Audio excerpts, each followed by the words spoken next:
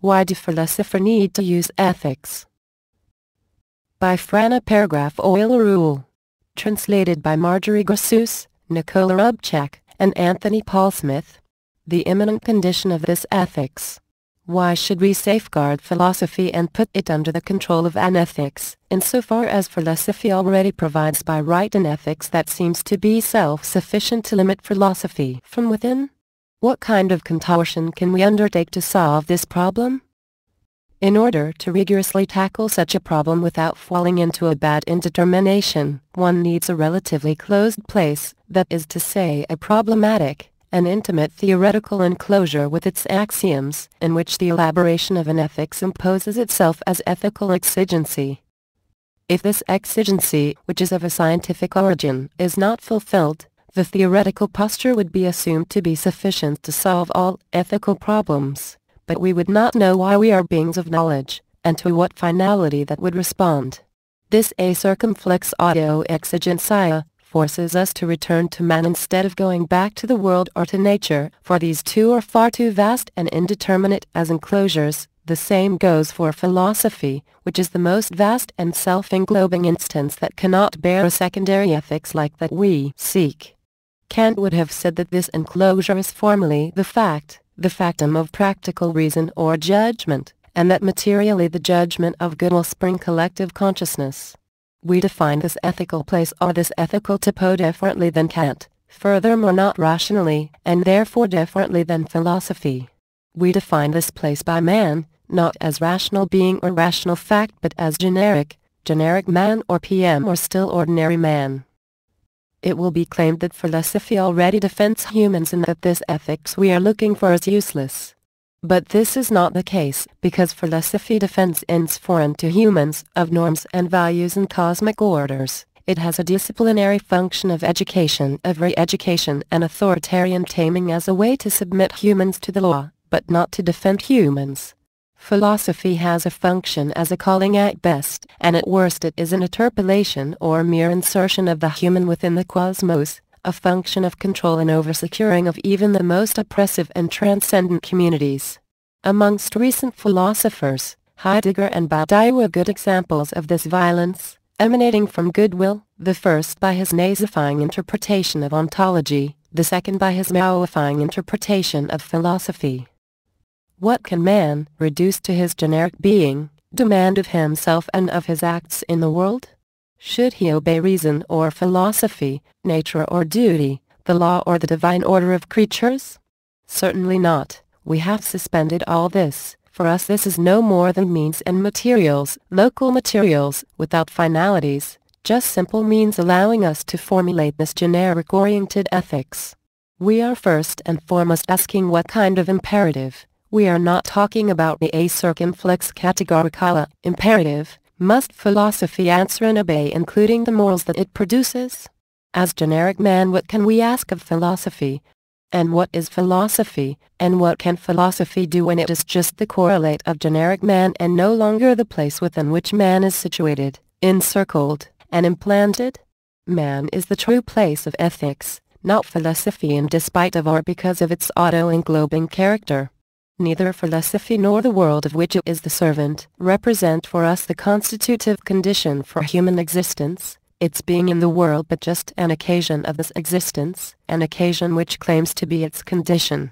Because the elaboration of ethics is an ethical exigency, we should go back, and this is the new imperative, beyond the a circumflex placia, or the a circumflex situationa, or the a circumflex conditiona, of man within the world. Being in the world, being itself defined in a Greek or a Christian way, Schiller, or existentially definitions more or less tainted by original sin, we must come back to the relation between generic man with the world, this world that he transforms rather than inhabiting. We see the difference. It is no longer a question of transcending towards the world, but to find a way of transcending proper to humans in which pierce the horizon of the world without being a calling or a divine commandment like in Levinus. The generic transcending seems to be situated between the limits posited by Heidegger and Levinus, more than the world, less than God. Maybe this generic transcending is the product of what we call the superposition of the being in the world and of the one for the other? This ethics would no longer be theological or providential, it would not be empirico-transcendental, as in Kant and Marx and so on. This ethics concentrates evil in the soul world as such, which is the human's forced a circumflex occasionale place, a circumflex secondary residencia, not a circumflex principally. So our concept of the world is of a Gnostic type or spirit. The malevolent God and his world creation is a failure where humans do not have an essence, but just a force existence, neither Jewish nor Greek, and the solution is of the Marxist type. It is the condition to transform the world rather than interpret it. Generic man is the man as non-acting, or the man who does not react as a way to act, a man for whom a non-acting acts by the world. It is a man capable under determining this action of the world by his non-acting, which is in fact his proper way of acting. The objective defense of humans against the oppression of the philosophical world and against his God-submitted state is not necessarily self-defense, but it is only thing that is demanded in an a circumflex imperativea way in all man as generic or a circumflex ordinaria man. Nothing guarantees the success of this weight nor the precise hope which are implied in this ethics. This exigency, the individual is not sure of its effective existence or of its accomplishment, but one demands that the coming into being of this ethics at least as virtual, that is not sufficient and not actual as Kant would qualify it as a fact of reason. 1. A better struggle against hysteria's mistreatment of humans in that philosophy failed to defend. It is an ethics of nonviolence or of nonviolent action in so far as this ethics is not an aggressive ethics but an ethics of defense and resistance. An ethics of a universal defense of the human and an ethics of struggle against the proto-affectivity of oppression and against the world's harassment. This is the Gnostic position of the ethical problem. 2. A better analysis of the essence of philosophy which does not know itself. Philosophy and its morals are moving within the horizon or a milieu whose limits are undetermined.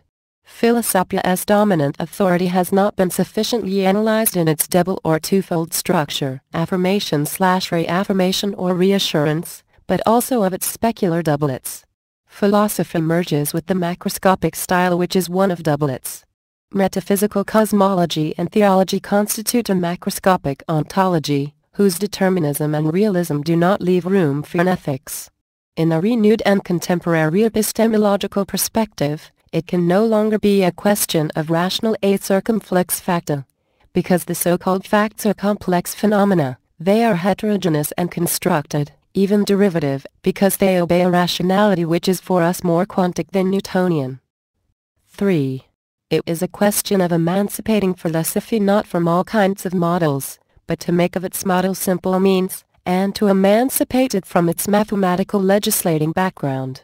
Its macroscopic and specular prejudices are the essence of morality, Nietzsche, and the morality of customs which is refined and rendered subtle.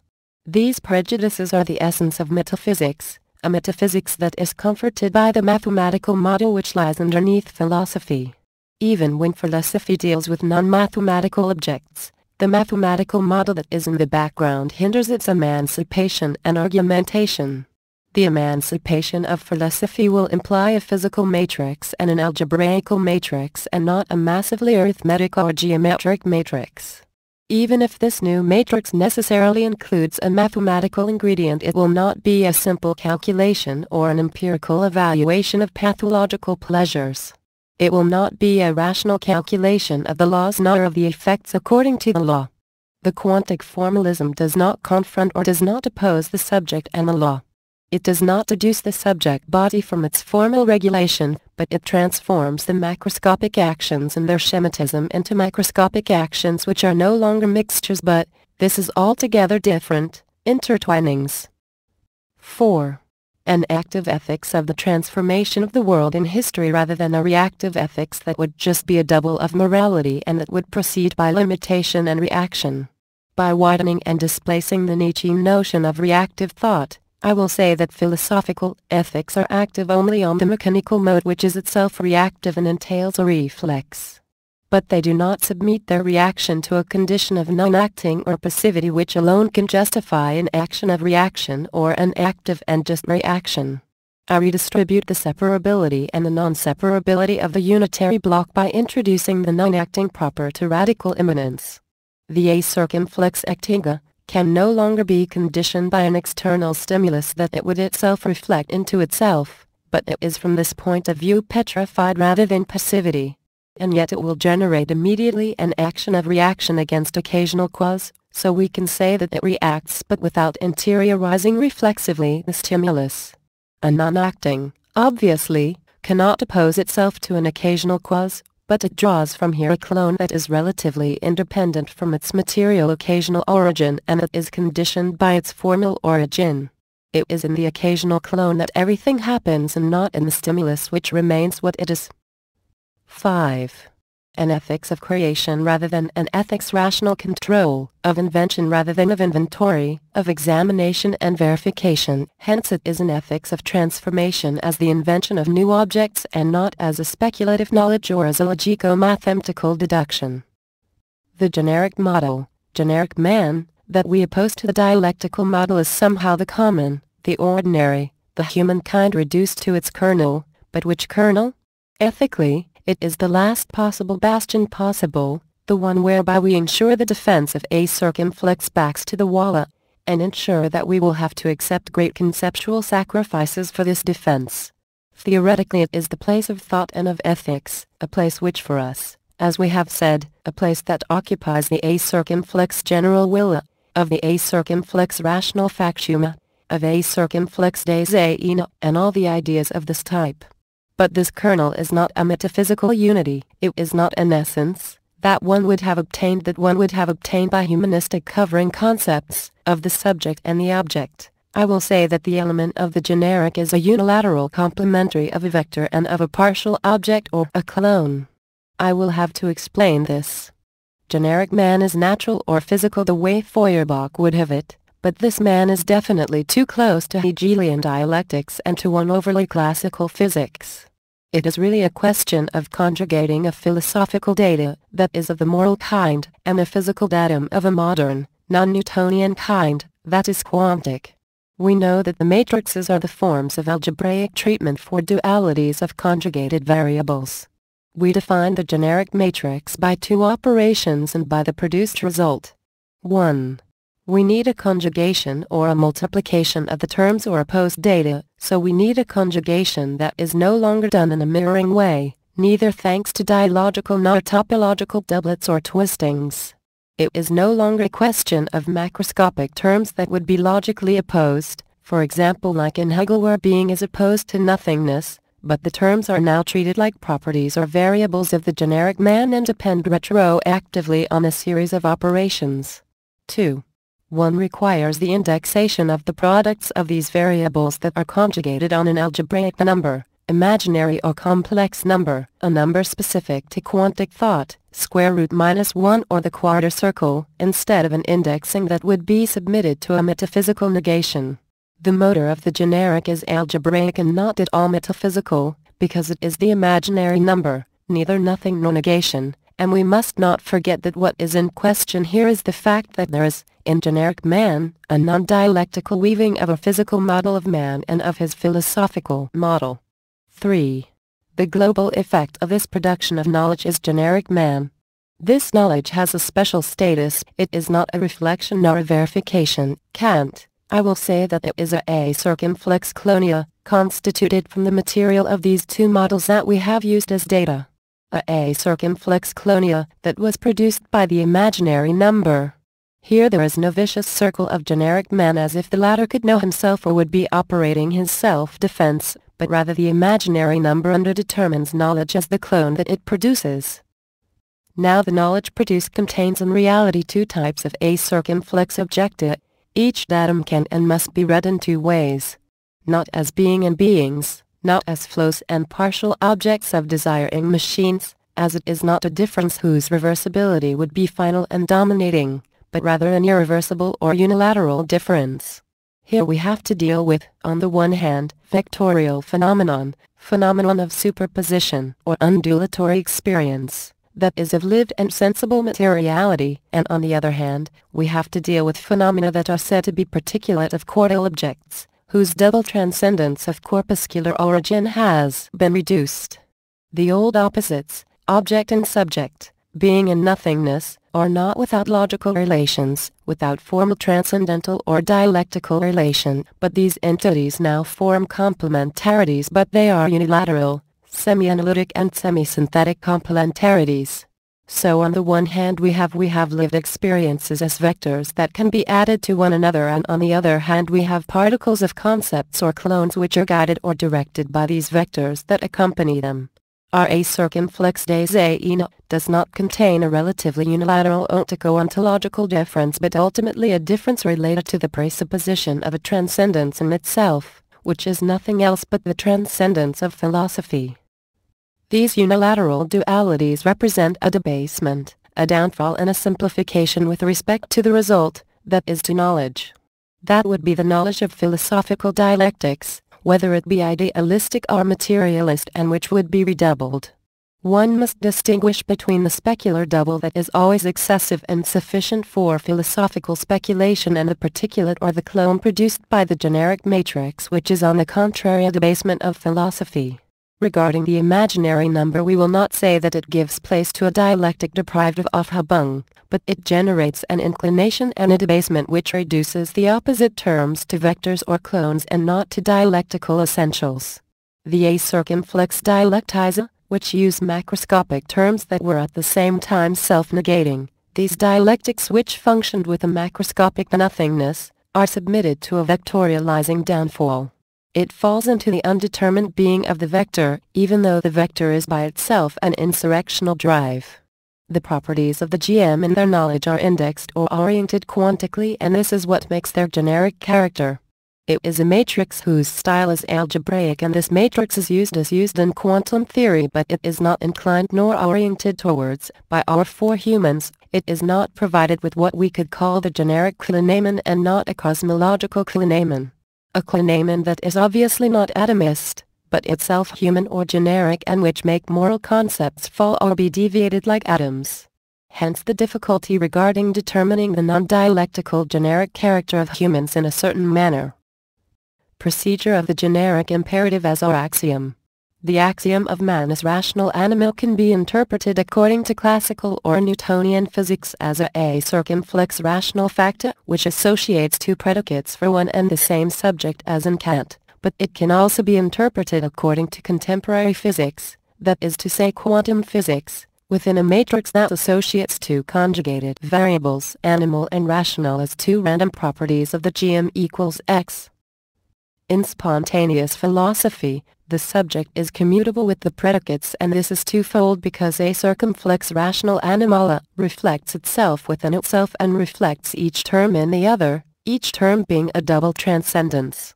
In the more complete analysis of philosophy as a system of doublets, man is the subject equals X who is no longer commutable with his predicates, physical being or animal, rational being. The GM is of the quantic nature of a vectorial phenomenon, undulatory or interfering. It is a state of vectors which is additionable or superposed. These two possible products are no longer equal, but they are non-commutable according to the order of the factors. In this context, in order to record the fundamental character of the order of these properties, and non-commutable order, I will say that to a vectorial phenomenon, like the one we have here with GM, one cannot attribute, but we know that man is taken either as animal or as rational, and these two properties do not belong to the same object. I want to put an end to this metaphysical axiom and to axioms of the same kind, such as a circumflex political animala or a circumflex religious animala, because these axioms posit a simple identity of man. The extension of indetermination in the sense of Heisenberg should prevent us from positing these kinds of axioms. Man in the generic sense is the state of superposition or interference of all its possible predicates. We have moved from the axiomatic, philosophic rational positioning of man towards a position that I call a circumflex or axiomatica. Or axiom equals portmanteau, which designates a superposition of the axiom in the oracle of the subject. It is the axiom subject or the subject axiom. We have an equation between GM and his acts, but this equation can only be resolved in a probable way. When one understands GM in this way, that is GM equals X, this equality is no longer the foreclosed object of an absolute axiom, but it is no longer deprived of axiomatic aspects, for it has anaxiomatic aspects, in the sense that thinking in this matter or vectorially enacts an uprising, a vectorial insurrection which is the origin of thought. Man is anaxiomatic, not absolutely, but radically. Any kind of statement that expresses GM is the face or the noematic clone, a noma which is brought about by the flux of the one and which is unifacial if is grasped from the point of the wave. Therefore all that is reduced or simplified, that is deprived of double transcendence, but not of all transcendence, is said to be generic. In fact, it is constituted by a simplified philosophical material and bears the form of a unilateral duality. The a circumflex persona is this simple or simplified transcendence of man, the mask or the specific a circumflex singularity, to humankind, its universality or type of universality. Categorical and generic imperatives. One must distinguish in a way which does not encounter the Kantian classification of imperatives, which is to say the radical or generic imperatives and the absolute categorical imperative, sufficient or philosophical in general. Radical does not mean absolute. A radical thought descends towards the root which, here is the imaginary number or the quarter circle that is opposed to overtaking philosophy. The imperatives of classical infinite reason are absolute or sufficient because they are at once without place and with an infinite locality or a locality that dissolves itself within the infinite, within divine intellect or philosophical reason, that is to say a placeless place, a reason that is situated nowhere and that is forced to redouble itself in order to attempt to close itself as if it would be possible for it to localize itself with the infinite. In the quantic the imaginary number defines a transfinite locality, without redouble, but this is not the bad transcendent finitude that the philosophies of this infinite have criticized. Even the Kantian categorical imperative expresses the absolute fact of finite reason, that is an infinite finitude which determines will or action through a free act. Radical, however, implies an intrinsic and generic limitation of this a circumflex factum, that is, a factum that possesses a true locality, but universal, that is for instantiating the world, and necessary but non-sufficient. The radical commandments also require a kind of universality and necessity of action. But they are no longer determined in the rational, classical way. Generic universality is underdetermined or humans inclined, that is referred to man. As generic an imperative is universal but only insofar as it compels the humans as a circumflex ordinary humans in the world or outside of the world. It is universal for all the possible worlds, even extraterrestrial worlds, but it addresses individuals only in the last instance or underdetermined as cloned, stranger, subjects. The generic is the common or the ordinary but liberated from the form of consciousness or reason. It is a radical way to recognize ordinary man instead of the exception or the institutionally formatted individual.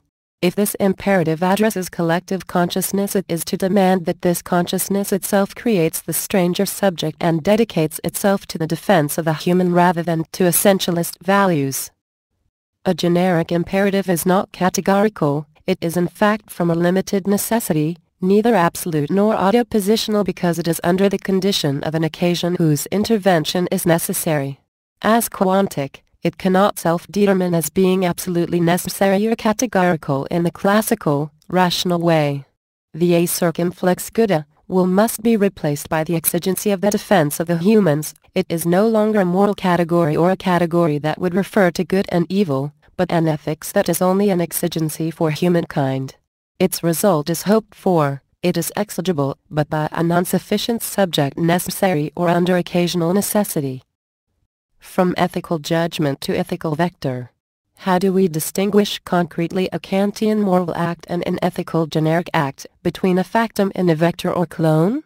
An ethical action according to Kantian rationality is a self-posited act closed onto its finitude, a corpuscular act or an act unto itself, and may be a kind of schematism between the imperative and its materials. Therefore it is an act of the faculty of the imagination, the a circumflex typical imagination.